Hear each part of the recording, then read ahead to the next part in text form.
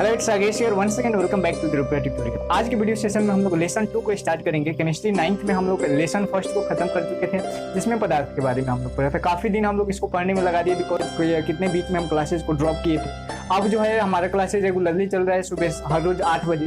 ठीक, तो हम लोग आज जो है करेंगे लेसन 2 को करेंगे। पहले चैप्टर में हम लोग पदार्थ के बारे में पढ़ चुके थे। पदार्थ है क्या चीज, पदार्थ की अवस्थाएं क्या है, ये कह सकते हैं कि भौतिक वर्गीकरण हम लोग पदार्थ का पढ़ चुके थे।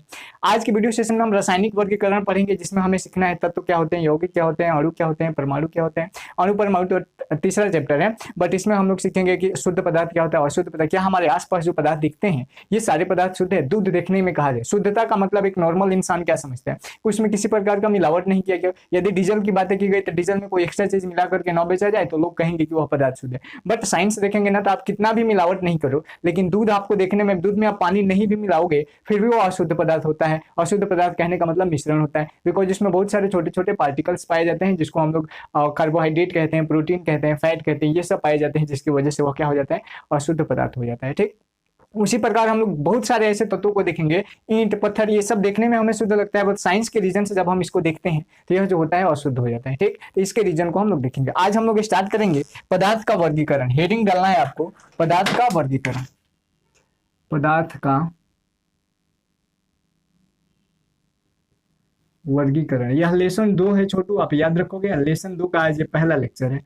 ठीक है, पदार्थ का वर्गीकरण। पदार्थ का वर्गीकरण अगर देखा जाए तो 2 तरीकों से किया जाता है, एक भौतिक विधि से और दूसरा जो होता है रासायनिक विधि से। तो पहले हम लोग देख लेते हैं भौतिक विधि क्या है। भौतिक विधि हम लोग पढ़ भी चुके हैं। इसका वर्गीकरण 2 तरीके से, एक होगा भौतिक आधार पे इसका वर्गीकरण करेंगे और दूसरा जो होगा रासायनिक आधार पे करेंगे। रासायनिक आधार पे ये कह सकते हैं कि भौतिक गुणों के आधार पे पदार्थ का वर्गीकरण और रासायनिक गुणों के आधार पे पदार्थ का वर्गीकरण। तो 2 तरीके से करेंगे। पहले में जो आता है वह आता है आपका ठोस, द्रव और गैस। इस पे 3 तरह से किया जाता है। 3 तरह से किए थे ना हम लोग, ठोस, दूसरा द्रव और तीसरा जो होता है वो होता है आपका गैस। ठीक, इसको हम लोग लेसन फर्स्ट में कर चुके हैं। यह कहाँ कंप्लीट है, ऑलरेडी यह कंप्लीट है। कहाँ पे, लेसन फर्स्ट में, already completed in lesson first. ठीक, तो लेसन फर्स्ट आप फेयर बनाओगे तो वहां पे आप ऐसे ही वर्गीकरण करके लिख दोगे, जिससे पता चलेगा कि इसके बारे में भी हम लोग पढ़ चुके हैं। अर्थात आप कॉपी का भी देखोगे तो आपको लगेगा कि ठोस, द्रव, गैस तो हम लोगों ने पढ़ा ही नहीं, छोड़ दिया है। तो इसका हम लोग वर्गीकरण ठोस के बारे में देखे थे, द्रव के बारे में देखे थे, बहुत सारा डिटेल्स देखे थे हम लोग। इसका मैं प्लेलिस्ट का जो होगा, प्लेलिस्ट का लिंक जो है मैं वीडियो के डिस्क्रिप्शन में दे दूंगा, आप वहां पे देख लोगे। हमें पढ़ना है रासायनिक आधार पर जब इसका वर्गीकरण किया जाता है तो 2 तरीकों से किया जाता है। कितने तरीकों से, 2 तरीकों से किया जाता है। वो कौन कौन से 2 तरीके हैं उसी को हमें आज देखना है। ठीक, रासायनिक आधार पे करेंगे तो पहला पदार्थ जो होता है वह शुद्ध पदार्थ होता है। क्या होता है छोटू, शुद्ध पदार्थ। और दूसरा जो होता है वह होता है अशुद्ध पदार्थ, अशुद्ध पदार्थ। ठीक है, इसी को अगर इंग्लिश में कहा जाए तो प्योर और इम्प्योर सब्सटेंस के नाम से जाना जाता है। इसको क्या कहते हैं, प्योर सब्सटेंस, और इसको कहते हैं इम्प्योर सब्सटेंस। ठीक है छोटू, ये चीज हो गया। अब शुद्ध पदार्थ किसको कहेंगे, अशुद्ध पदार्थ किसके कहेंगे। तो शुद्ध पदार्थ वहां पर आगे वर्गीकरण देख लेते हैं, फिर लाइन बाय लाइन सबको देखते हैं। यदि शुद्ध पदार्थ को देखा जाए तो इसको भी जनरली हम लोग 2 पार्ट्स में बांटते हैं। कितने पार्ट्स में इसको बांटते हैं हम लोग, 2 पार्ट्स में। कौन कौन से वो 2 पार्ट्स हैं, तो पहला पार्ट जो होता है वो होता है तत्व का, और दूसरा पार्ट जो होता है छोटू वो होता है यौगिक का। पहला पार्ट तत्व, दूसरा यौगिक। इसका अंग्रेजी में इसको एलिमेंट के नाम से जाना जाता है। इसको क्या कहते हैं, हम एलिमेंट कहते हैं, और इसको कहते हैं कंपाउंड। ठीक, तत्व का भी वर्गीकरण आप करेंगे तो ये भी तत्व जो होते हैं जनरली 3 प्रकार के होते हैं। कितने प्रकार के, 3 प्रकार के। कौन कौन से, लिख लीजिए यहाँ पे। पहला जो हो जाता है वह आपका धातु हो जाता है, दूसरा होता है आपका अधातु, और तीसरा जो होता है आपका वो हो जाता है आपका उपधातु। ठीक, इसको कहते हैं मेटल। इसको क्या कहते हैं छोटू, मेटल। यह हो गया आपका मेटल।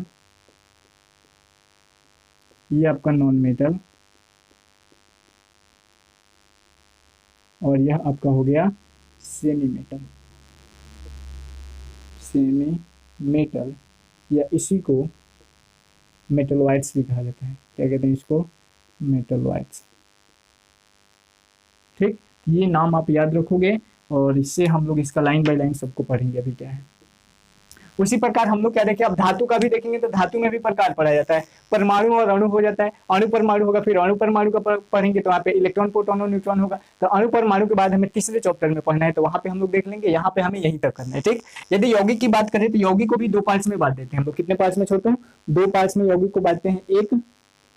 एक आपका होता है कार्बनिक, पहला होता है कार्बनिक, और दूसरा जो होता है छोटू वो होता है अकार्बनिक।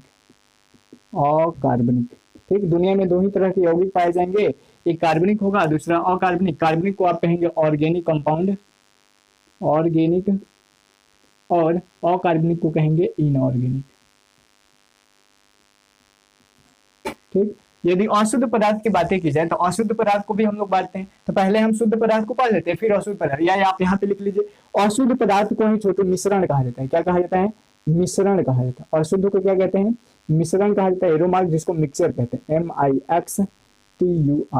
ये हो गया मिश्रण। मिश्रण को दो तरीके से बांटा जाता है, एक समांग मिश्रण और एक विषमांग मिश्रण। तो हम आगे जब पढ़ेंगे ना तो आप वहां पे कॉपी को आप ऐसे हॉरिजॉन्टली बना लोगे। अगर कॉपी आपका ऐसा होगा ना, ऐसा हमारा कॉपी होता है, तो इसको आप ऐसे करके और फिर इस मोड में लिखोगे तो आपको आसानी से समझ में आएगा, बिकॉज हमें लंबा ज्यादा चाहिए। ठीक है, तो यहाँ पे आप लोग कर लोगे। अब हमें देखना है किस पे, हाँ, अब सबका लाइन बाय लाइन डेफिनेशन देखते हैं। यहाँ पे आप नोट कैसे बनाओगे? तो सबसे पहले तो आप सेम ऐसे ही खाका बना दोगे, पहले सेम जैसे मैंने लिखा है वैसे। उसके बाद यहाँ पे आप क्या बनाओगे? शुद्ध पदार्थ, अशुद्ध पदार्थ, इम्प्योर सब्सटेंस, मिश्रण, मिक्सचर। और मिश्रण को दो पार्ट में बांटते हैं। इसका मैं कहाँ पे लिख दूं?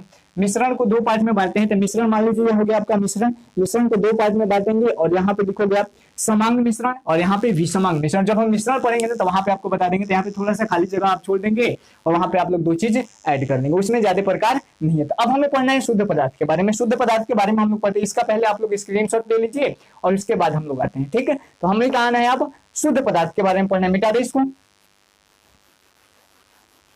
शुद्ध और अशुद्ध पदार्थों के बारे में हम पढ़ लेते हैं, फिर आगे तत्व, धातु, अधातु के बारे में पढ़ेंगे। यहाँ पे देखिए शुद्ध पदार्थ क्या होते हैं, तो दुनिया के वे सारे पदार्थ। अब इसको देखिए थोड़ा सा समझना होगा। दुनिया का वह पदार्थ जो एक ही प्रकार के कणों से मिलकर के बना होता है। एक ही प्रकार के कण बोले तो यह नॉर्मल भाषा हो गया, बट इसको केमिस्ट्री में कैसे बोलेंगे? जो एक ही प्रकार के परमाणुओं या अणुओं से मिलकर के बना होता है उसी को शुद्ध पदार्थ कहा जाता है। तो इसका डेफिनेशन अब क्या लिखोगे? लिखेंगे वैसा पदार्थ, वैसा पदार्थ जो एक ही प्रकार के कणों से मिलकर, वैसा पदार्थ जो एक ही प्रकार के कणों से मिलकर बना होता है, कणों से मिलकर बना होता है, कॉमा देके लिखेंगे, शुद्ध पदार्थ कहलाता है। शुद्ध पदार्थ कहलाता है। यह एक डेफिनेशन हो गया। दूसरा डेफिनेशन मैंने क्या बोला कि वैसा पदार्थ जो क्या होता है, एक ही पदार्थ के परमाणु या अणुओं से, सॉरी, एक ही प्रकार के परमाणु से मिलकर बना होता है। तो या यहां पे लिखेंगे वैसा पदार्थ, वैसा पदार्थ, वैसा पदार्थ जो एक ही प्रकार के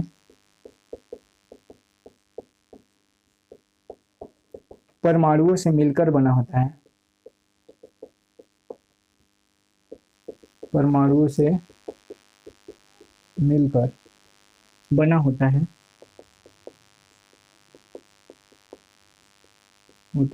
कॉमा देके लिखोगे शुद्ध पदार्थ प्योर सब्सटेंस कहलाता है। शुद्ध पदार्थ कहलाता है। ठीक, ये चीज हो गया। अब यहाँ पे देखिए इसका एग्जाम्पल की यदि बात करें हम लोग, एग्जाम्पल में क्या आता है, जितने भी तत्व हैं। अब देखिए यहाँ से एक चीज और कंफर्म होगा। यहाँ पे तो हम लोग समझ लिए एक ही प्रकार के कणों से मिलकर बनेगा। कण क्या हो सकता है? या तो परमाणु हो सकता है या अणु हो सकता है। तो जब छोटू परमाणु होगा, जब क्या होगा?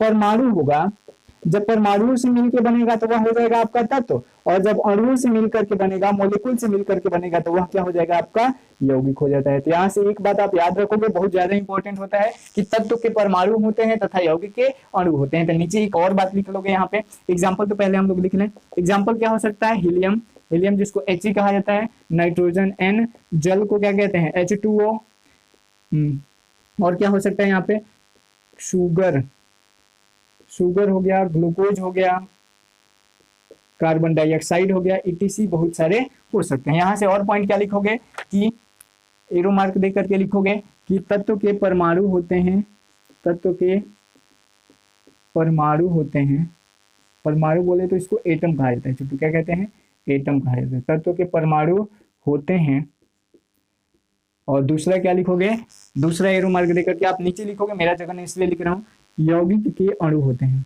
यौगिक के अणु होते हैं।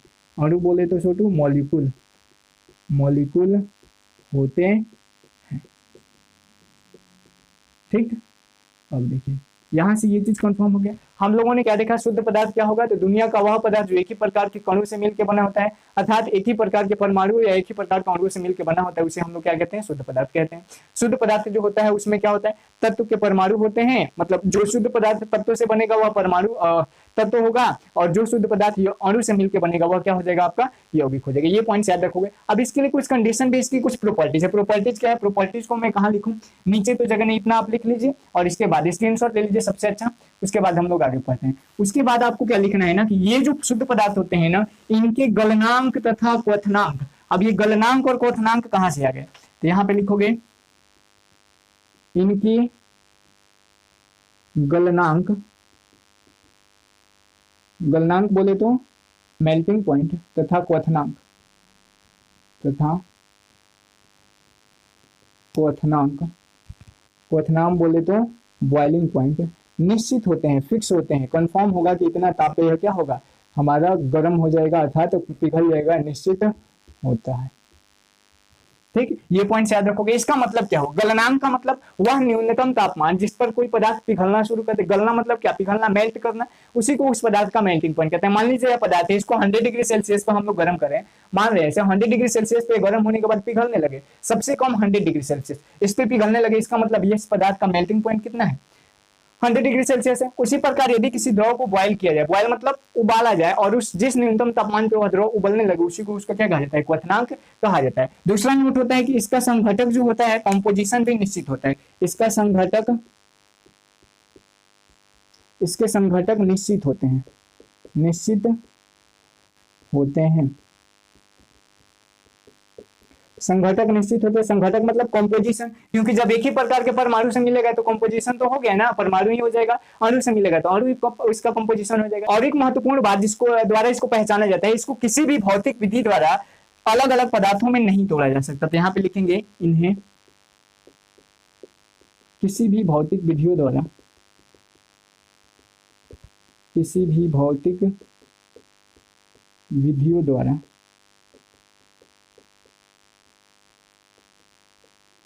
इन्हें किसी भी भौतिक विधियों द्वारा सरल पदार्थों में,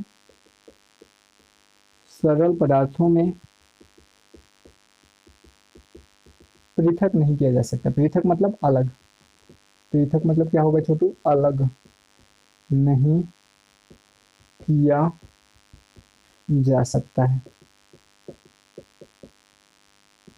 ठीक है छोटू, ये शुद्ध पदार्थ के बारे में इतने सारे पॉइंट्स आप लोग याद रखोगे। अब इसी से रिलेटेड है अशुद्ध पदार्थ है, तो अशुद्ध पदार्थ का डिफिनेशन आप कैसे बोलोगे, थोड़ा सा मेहनत करना होगा। यहाँ पे हम लोग क्या बोल रहे थे, एक ही प्रकार के परमाणु से, एक ही प्रकार के कणों से मिलकर बना होगा, बट अशुद्ध पदार्थ जो होगा 2 या 2 से अधिक प्रकार के परमाणु या अणुओं से मिलकर के बना होगा। तो अशुद्ध पदार्थ का पहला डिफिनेशन कि वैसे पदार्थ जो 2 या 2 से अधिक प्रकार के कणों से मिलकर के बने होते हैं, उसे क्या कहा जाता है, अशुद्ध पदार्थ कहा जाता है। नीचे लिखोगे याद है करके दूसरा डेफिनेशन कि वैसे पदार्थ जिनमें दो या दो से अधिक परमाणु या यौगिक ना तत्व या यौगिक आपस में मिल करके नए पदार्थ बनाते हैं, नए पदार्थ बनता है, वही क्या होता है आपका अशुद्ध पदार्थ होता है, और जिसको जनरली मिश्रण के नाम से जाना जाता है। इसके प्रॉपर्टीज में क्या लिखोगे, उसके बाद हम लोगों ने लिखा था कि इसका गलनांक तथा क्वथनांक मतलब मेल्टिंग पॉइंट तथा बॉइलिंग पॉइंट निश्चित होता है, बट इसका गलनांक तथा मेल्टिंग पॉइंट निश्चित, गलनांक तथा क्वथनांक निश्चित नहीं होता है। दूसरा नोट क्या लिखोगे कि इसके संघटक निश्चित होते हैं परंतु अशुद्ध पदार्थों के संघटक निश्चित नहीं होते हैं, सेम इसी पे जा रहा है। तीसरा लिखोगे इन्हें किसी भी भौतिक विधियों द्वारा सरल पदार्थों में पृथक नहीं किया जा सकता, किसको,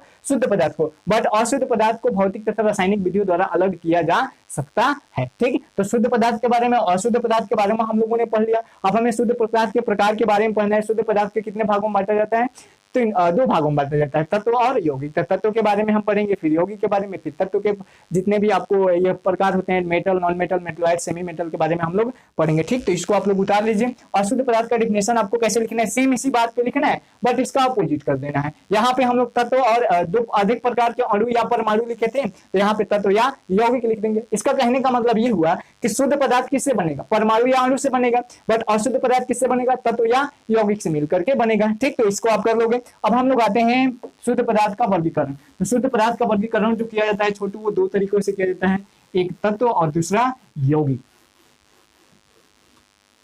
हेडिंग डालोगे ऊपर अब क्या, शुद्ध पदार्थ।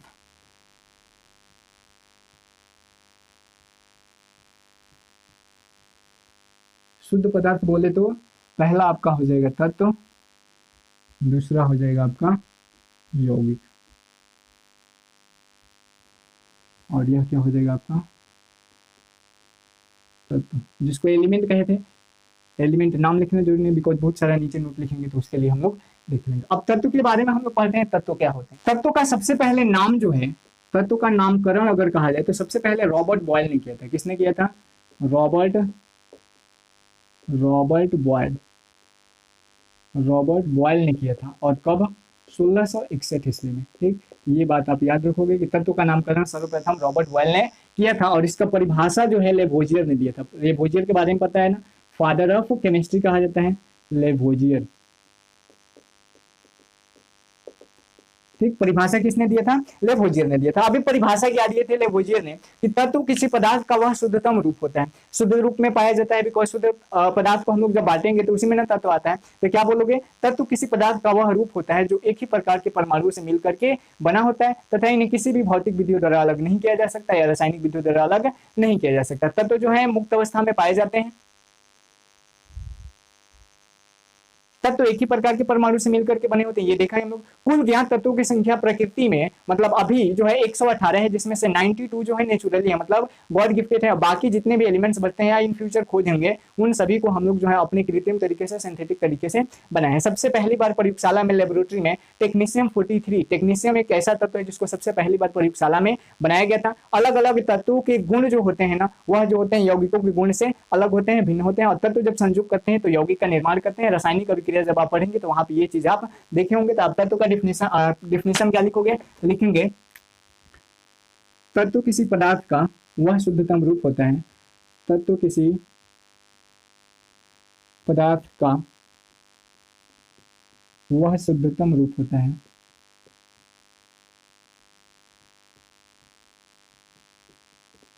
शुद्धतम रूप होता है जो एक ही प्रकार के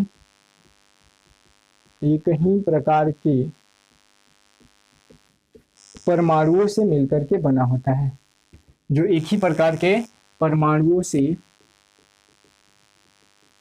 मिलकर बना होता है ठीक।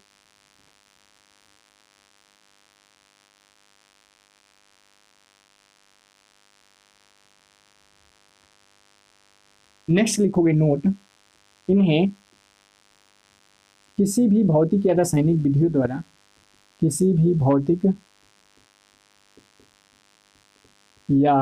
रासायनिक विधियों द्वारा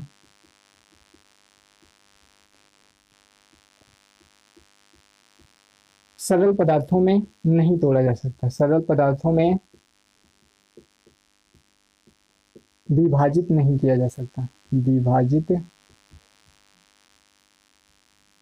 नहीं किया जा सकता। ठीक,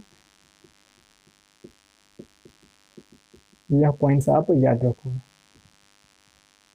कुल ज्ञात तत्वों की संख्या कितनी है ये भी लिख लीजिए।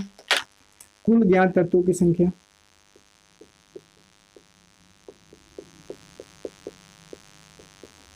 कुल ज्ञात तत्वों की संख्या अभी कितनी है छोटू?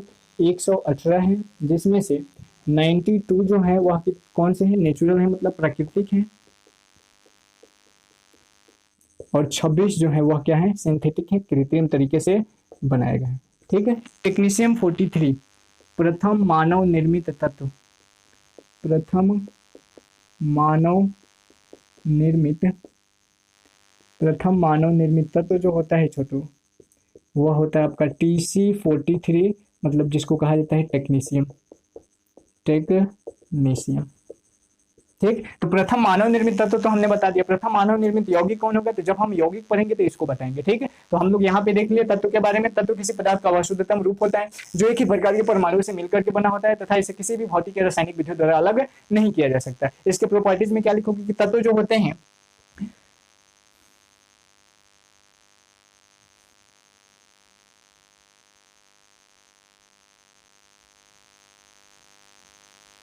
तत्वों के रासायनिक और भौतिक गुण जो होता है यौगिकों से अलग होता है। तो ये भी पॉइंट्स आप लिख लोगे, यहाँ पे लिख दें। तत्वों का, इनका भौतिक एवं रासायनिक गुण, भौतिक एवं रासायनिक गुण यौगिकों से अलग होता है, यौगिकों से अलग या भिन्न होता है, भिन्न होता है। ये पॉइंट्स में क्यों लिखवा रहा हूँ? क्योंकि मैंने स्टार्टिंग में बताया था बाबू कि यौगिक जो होता है वो तत्व से ही मिलकर के बना होता है। तो कहीं ना कहीं दिमाग में बात आता है कि सब जब तत्व का जो गुण होगा वही गुण तो यौगिक का ही होगा, बिकॉज तत्व का गुण जो होता है क्योंकि तत्व से ही बनते हैं क्या यौगिक। तो यहाँ पे ये भूल आप नहीं करोगे। तत्व के भौतिक एवं रासायनिक गुण जो होते हैं यौगिकों से अलग होते हैं, मतलब तत्व का गुण अलग, यौगिक का गुण अलग होता है, भले ही ये दोनों एक दूसरे से मिलकर के क्यों ना बने होते हैं। ठीक, तो ये पॉइंट्स आप याद रखोगे। प्रथम मानव निर्मित तत्व टेक्नीशियम 43 होता है। कुल ज्ञात तत्वों की संख्या 118 है, जिसमें से 92 प्राकृतिक में पाए जाते हैं और बाकी जो पदार्थ बच गए, बाकी जो तत्व बच गए वह सभी नेचुरल तरीके से बनाए, प्राकृतिक सिंथेटिक तरीके से बनाए गए, मानव ने अपनी जरूरतों के आधार पे बनाया है। तत्व का सूक्ष्मतम कण परमाणु होता है, ये पॉइंट्स आप जानते ही हो, बट कहीं लिख लोगे कि तत्व का शुद्धतम रूप, नीचे लिखोगे तत्व का शुद्धतम रूप, सूक्ष्मतम रूप, तत्व का सूक्ष्मतम रूप मतलब सबसे छोटा रूप, सूक्ष्मतम रूप परमाणु होता है, परमाणु होता है। डन। तो तत्व के बारे में हम लोग इतना चीज देख लिया। कभी कभी तत्व से क्वेश्चन पूछे जाते हैं कि सबसे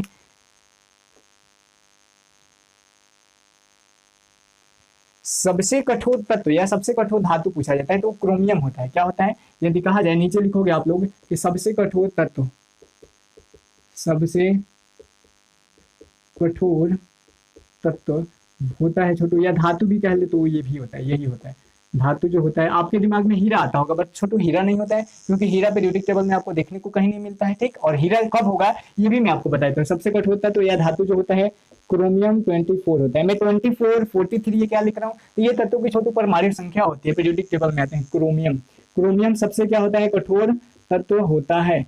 डन, ये पॉइंट्स कर लोगे। और सबसे कठोर अगर पदार्थ की बात करें, सबसे कठोर पदार्थ की जब बात करें ना छोटू, तब आपका हीरा होता है। तब क्या होगा? आपका हीरा हो जाएगा, जिसको डायमंड कहा जाता है। और हीरा कार्बन का अपरूप है। आगे हम लोग जब मेटल और नॉन मेटल पढ़ेंगे अपर क्लासेस में आपको पढ़ने को मिल जाएगा। तो तत्व के बारे में इतना पॉइंट्स आप लोग लिख लोगे। अब हम तत्व का पहले वर्गीकरण देख लेते हैं। तत्व का वर्गीकरण धातु और रूप धातु में किया जाता है, इसको पढ़ लेते हैं। उसके बाद हम लोग यौगिक को स्टार्ट करते हैं, फिर कार्बनिक यौगिक और अकार्बनिक यौगिक के बारे में पढ़ेंगे। तो इस सबका स्क्रीनशॉट ले लीजिए, हम लोग आगे बढ़ते हैं। मिटा देना इसको।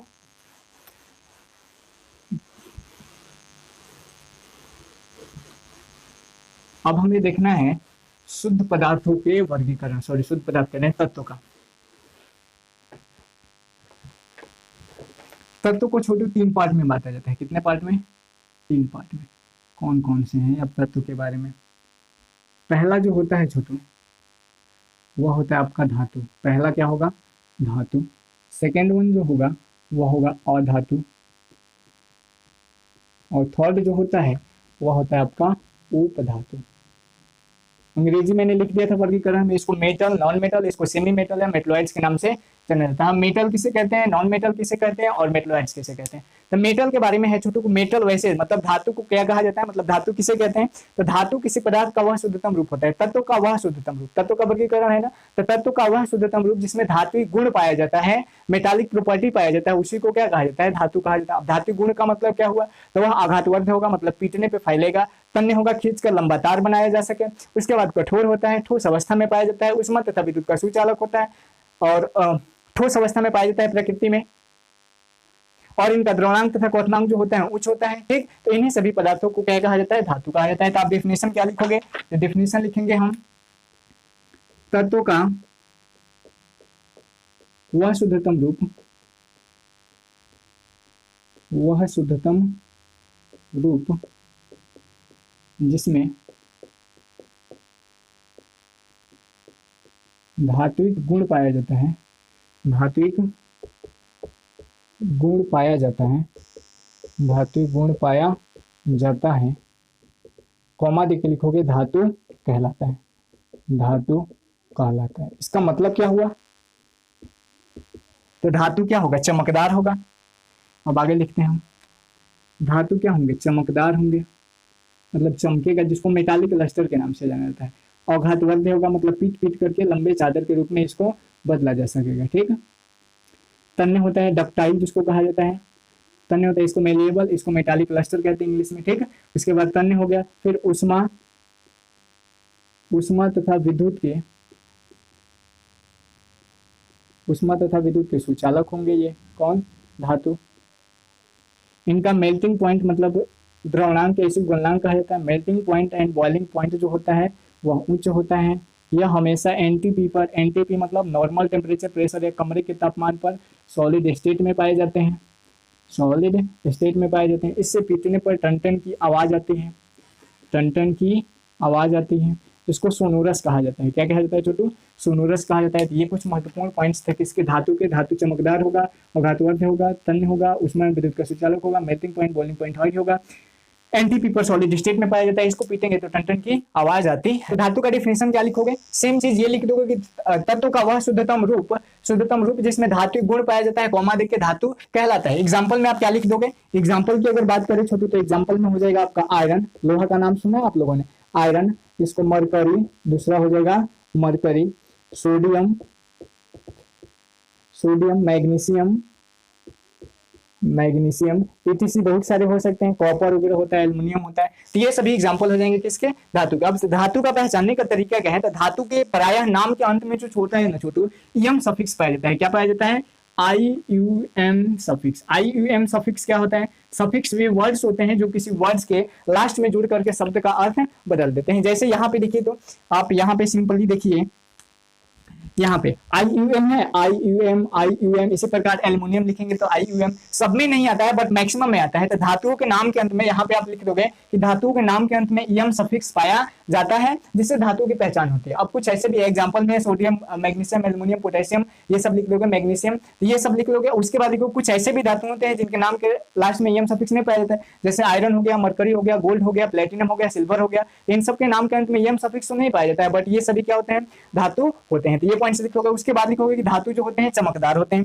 धातु चमकदार होगा अर्थात यह चमकेगा, लाइट पड़ेगा तो। और चांदी जो होता है ना, अच्छा चमकने का मतलब क्या हुआ, यह पदार्थ अगर चमकेगा तो इस पर लाइट पड़ेगा, तो यह पदार्थ चमकेगा कब, जब यह लाइट सोर्स को आएगा और यहाँ से रिफ्लेक्ट करेगा। तो सबसे अधिक प्रकाश का रिफ्लेक्शन जो होता है चांदी करता है। कौन सा करता है छोटू, चांदी। Ag जो होता है सर्वाधिक परावर्तक करता है, मतलब अपने इसके सतह पे यदि आप प्रकाश को डालेंगे ना, तो सतह पे जो होता है सबसे अधिक प्रकाश को अपवर्तित कर देगा, अर्थात 90% लाइट को जो होता है चांदी क्या कर देता है, अपने सतह से परावर्तित कर देता है, 10% को ही एब्जॉर्ब करके अवशोषित करके रखता है। इसीलिए कहा जाता है कि चांदी सबसे ज्यादा चमकदार होता है। उसके बाद हम लोग देखें अघातवर्ध्यता का। तो अघातवर्ध्य मतलब होता है, मान लीजिए कोई धातु का रड है और इसको पीटते जाए और एक ऐसा समय है कि कागज की तरह एकदम पतला हो जाए, तो धातु में यही गुण पाया जाता है जिसके कारण से धातु का उपयोग फाइल बनाने में, शीट बनाने में किया जाता है।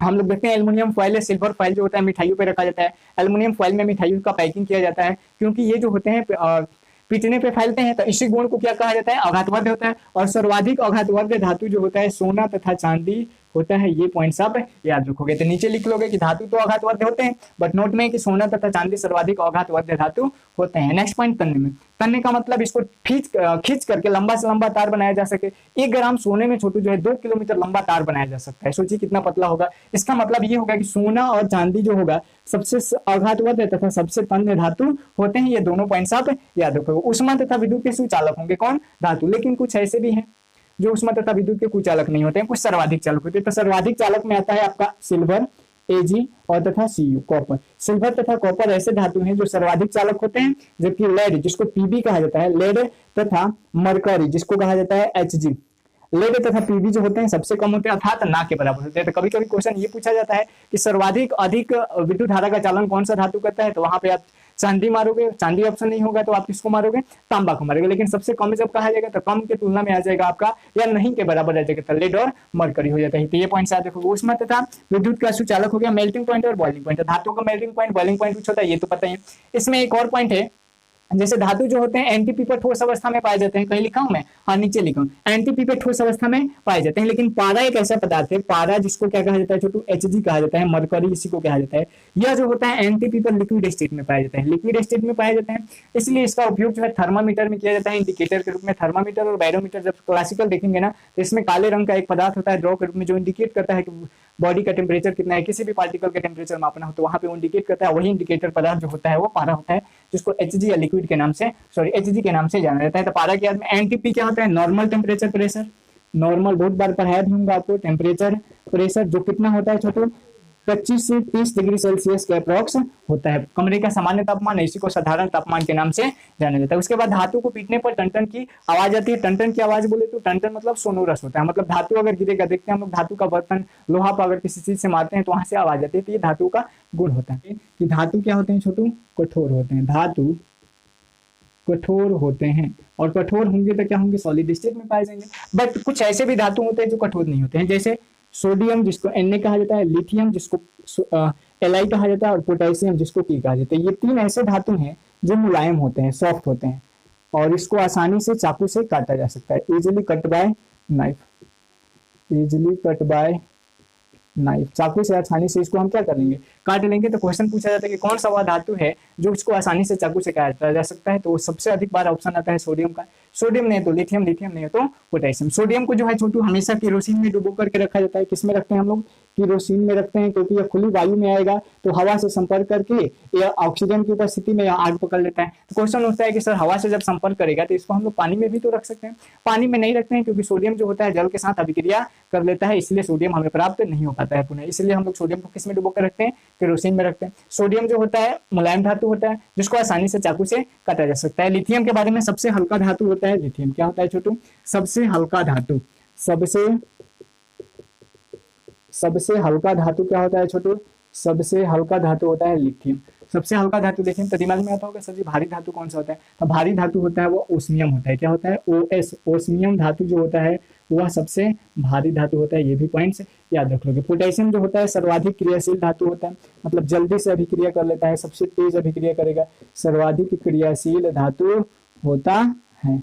डन। तो ये पॉइंट्स आप लोग कर लोगे। तो धातु और धातु के बारे में इतने पॉइंट्स मैक्सिमम है। अंत में धातु का परिभाषा, धातु के अंत में यम सफिक्स पाया जाता है। एग्जांपल में सोडियम, पोटेशियम, लिथियम, मैग्नीशियम, ये सब लिख लोगे। और लास्ट में यम है ना, तो IUM को ऐसे डिनोट, यहाँ भी देखो IU में, तो वहाँ पे डिनोट कर दोगे। उसके बाद लिखोगे कि धातु चमकदार होते हैं, और आगे लिख दोगे सर्वाधिक चमकदार धातु चांदी होता है, अर्थात यह अपने ऊपर पड़ने वाले 90% लाइट को परावर्तित कर देता है। दूसरा लिखोगे कि धातु आघातवर्ध होते हैं, अर्थात इसको पीट करके चौड़ा से चौड़ा शीट बनाया जा सकता है। सोना तथा चांदी सबसे आघातवर्ध धातु होते हैं। तीसरा लिखोगे तन्य होते हैं। धातु क्या होते हैं? तन्य होते हैं। और धातु तन्य होगा तो इसको भी पीट करके पतला से पतला तार बनाया जा सकता है। वहां पे लिखोगे कि 1 ग्राम सोने से लगभग 2 किलोमीटर लंबा तार बनाया जा सकता है। नेक्स्ट पॉइंट लिखोगे कि सिल्वर तथा चांदी। सिल्वर तथा चांदी तो एक ही बात हो गया। सिल्वर तथा गोल्ड, ये 2 ऐसे धातु होते हैं जो सर्वाधिक तन्य होते हैं और सर्वाधिक आघातवर्ध भी होते हैं, याद रखोगे। धातु उष्मा तथा विद्युत के सुचालक होते हैं, मतलब धातु में अगर इलेक्ट्रिक करंट को पास कराया जाएगा तो वहां से पास आउट इलेक्ट्रिक करंट हो जाएगा। उसी प्रकार यदि गर्म किया जाएगा तो हीट का भी ट्रांसफर हो जाता है धातु के द्वारा। इसी वजह से धातु का रॉड जो होता है, यदि एक सतह पर पकाते हैं दूसरे सिरे को गर्म करते हैं तो हमारा हाथ भी जलने लगता है, क्योंकि धातु में हीट को ट्रांसफर करने की प्रवृत्ति पाई जाती है। तो ये चीज आप लिख लोगे। उष्मा उष्मा तथा विद्युत के सुचालक होते हैं। यहाँ पे सबसे अधिक उष्मा तथा विद्युत का सुचालक कौन होगा? सिल्वर तथा कॉपर, ठीक है। और सबसे कम कौन होगा? लेड तथा Hg। लेकिन कुछ ऐसे भी धातु हैं और सॉरी अधातु हैं जो करते हैं ऐसा, तो जब हम लोग पढ़ेंगे ना तब बता देंगे, बट अभी भी बता देते हैं। वहां पे आप लिखोगे बट जान जाओ, ग्रेफाइट जो होता है ना, कार्बन का 2 अप्रूप है, तो कार्बन का अप्रूप है तो दोनों क्या होगा? अधातु होगा, क्योंकि कार्बन भी क्या है? अधातु। तो ग्रेफाइट तथा हीरा ये 2 ऐसे पदार्थ हैं जिनका नेचर अलग अलग होता है, बट ये किसके हैं? किसके अप्रूप है? तो कार्बन के। ग्रेफाइट जो होता है इलेक्ट्रिक तथा विद्युत का सुचालक होता है, परंतु हीरा जो होता है इलेक्ट्रिक तथा विद्युत का क्या होता है? सॉरी, इलेक्ट्रिक तथा हीट का नॉन कंडक्टर होता है, अर्थात बैड कंडक्टर होता है। Melting point, boiling point high होता है। लेकिन एक चीज और मैंने छोड़ दिया यहाँ पे, सीजियम तथा गैलियम 2 ऐसे धातु हैं जिनका मेल्टिंग पॉइंट तथा बॉइलिंग पॉइंट सबसे लो होता है, अर्थात ये इतने लो होते हैं कि यदि हम अपने पॉम पे रखें, इसको हथेली पे रखें, तो ये हमारे हथेली पे ही पिघल जाते हैं, अर्थात कमरे के तापमान पे पिघल जाते हैं। दूसरा, एनटीपी पे सॉलिड स्टेट में पाया जाता है धातु। इसका एक्सेप्शन है कि पारा एक ऐसा धातु है जो एनटीपी पे लिक्विड स्टेट में पाया जाता है। धातु सोनोरस होते हैं, अर्थात टन की आवाज आती है, लिख लोगे। फिर नेक्स्ट लिखोगे कि धातु कठोर होते हैं। सोडियम, लिथियम तथा पोटेशियम 3 ऐसे धातु हैं जो कठोर नहीं होते, अर्थात मुलायम होते हैं और जिसको चाकू से आसानी से काटा जा सकता है। सोडियम इतना क्रियाशील धातु होता है कि खुली हवा में खुली हवा के ऑक्सीजन से संपर्क करके आग पकड़ लेता है, इसीलिए इसे खुली हवा में न रख करके केरोसिन में रखा जा सकता है, ठीक है, केरोसिन में रखा जाता है, ठीक। उसके बाद लिखोगे पोटेशियम सबसे सर्वाधिक क्रियाशील धातु होता है। फिर लिखोगे कि लिथियम जो होता है सबसे हल्का धातु होता है, परंतु यहाँ पे सबसे ओस्मियम जो होता है सबसे भारी धातु होता है। तो ये पॉइंट्स आप लोग कर लोगे। अब देखो नॉन मेटल का भी मैं इसी बेस पे बता देता हूँ, आप खुद से लिख लोगे। कैसे? नॉन मेटल का लिखोगे तत्व का वह शुद्धतम रूप जिसमें धात्विक गुण नहीं पाया जाता है, अधातु कहलाता है, ठीक है। उसके बाद लिखोगे अधातु चमकदार नहीं होते हैं। अधातु क्या होंगे? छोटू, चमकदार नहीं होंगे। इसको मैं मिटा देता हूँ बिकॉज इधर भी नोट कुछ लिखना होगा। अब हम किसको देख रहे हैं? अधातु को देखना है।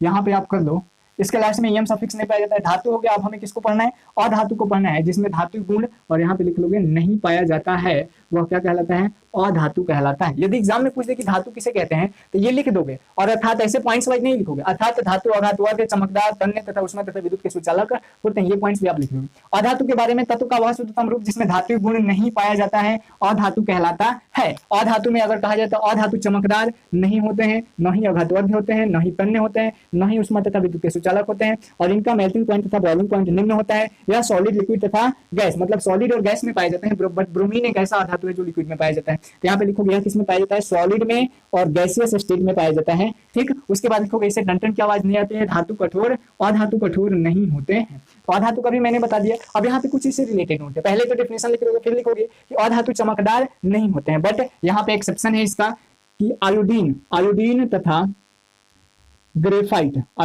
ग्रेफाइट 2 ऐसे अधातु हैं जो क्या होते हैं? चमकदार होते हैं, ठीक। ग्रेफाइट और आयोडीन 2 ऐसे धातु हैं जो चमकदार होते हैं। अब आयोडीन के बारे में 2 और पॉइंट बायोलॉजी का है, थोड़ा जान लीजिए। आयोडीन की कमी से मनुष्यों में घेघा रोग होता है, और यह आयोडीन हमें आयोडीन युक्त नमक खाने से मिलता है। तो हम लोग आयोडीन युक्त नमक हमें खाना चाहिए, क्योंकि इसमें पोटेशियम आयोडाइड मिला होता है। साधारण नमक में जब पोटेशियम आयोडाइड मिला दिया जाता है तो वह आयोडाइड साल्ट हो जाता है, मतलब आयोडीन युक्त नमक हो जाता है, ठीक है। और इसकी कमी से हमारे शरीर में घेघा नामक रोग उत्पन्न होते हैं। ये पॉइंट्स कर लोगे। उसके बाद ये अघातवाद्य तथा तन्य नहीं होते हैं, तो यह क्या होते हैं? मृदु होते हैं। मृदु बोले तो इसी को कहा जाता है भंगुर होते हैं, जिसको ब्रिटल कहा जाता है, ब्रिटल कहा जाता है। किसको? अधातु अघातवाद्य तथा तन्य नहीं होते हैं, अर्थात यह क्या होता है? भंगुर का मतलब यह हुआ कि अगर यह अधातु इसको पीटेंगे तो क्या हो जाएगा? टूट जाएगा। टूट के जैसे कोयले का एग्जांपल लीजिए ना, कोयले को पीटते हैं तो क्या होता है? टूट जाता है, वैसे ही हो जाएगा।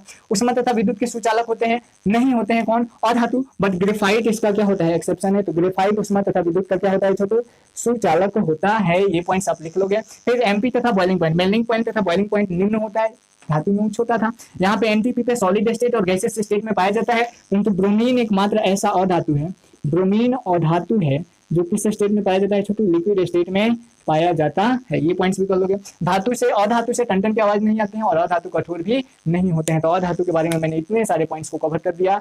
धातु अधातु आप आसानी से लिख लोगे। अब आते हैं उपधातु के बारे में। तो उपधातु के बारे में मैं इतने में ही समझा दूंगा क्या है। अब देखिए यहाँ पे हमें किसको पढ़ना है? उपधातु। तो उपधातु तत्व का वह शुद्धतम रूप, परिभाषा आप क्या बोलोगे? तत्व का वह शुद्धतम रूप, तत्व का वह शुद्धतम रूप जिसमें धातु तथा अधातु दोनों के गुण पाए जाते हैं। धातु तथा अधातु दोनों के गुण पाए जाते हैं। कॉमा देके लिखोगे, क्या कहलाता है छोटू? वह उपधातु कहलाता है। इसका एग्जाम्पल क्या हो जाएगा? एग्जाम्पल की यदि बात करें तो इसका एग्जाम्पल हो जाता है एंटीमनी, जिसको एस भी कहा जाता है, संकेत ही लिख देता हूँ। Tellurium, Te, bismuth, BI, PTC बहुत सारे हो सकते हैं, तो आप लोग ऐसे हैं। और अधातुओं का, उप धातुओं का या सेमी मेटल्स का उपयोग सेमी कंडक्टर बनाने में किया जाता है, जो इलेक्ट्रॉनिक्स में काफी ज्यादा इंपॉर्टेंस अपना निभाते हैं। ठीक, तो हम लोग आज के वीडियो सेशन में धातु और धातु तत्व के बारे में पढ़ेंगे। नेक्स्ट वीडियो सेशन में हम यौगिक और अशुद्ध पदार्थ के बारे में पढ़ेंगे। तो आप लोग ऐसे ही बने रहिए, जल्दी मिलते हैं नेक्स्ट वीडियो सेशन में। तब तक के लिए बाय बाय, टेक केयर।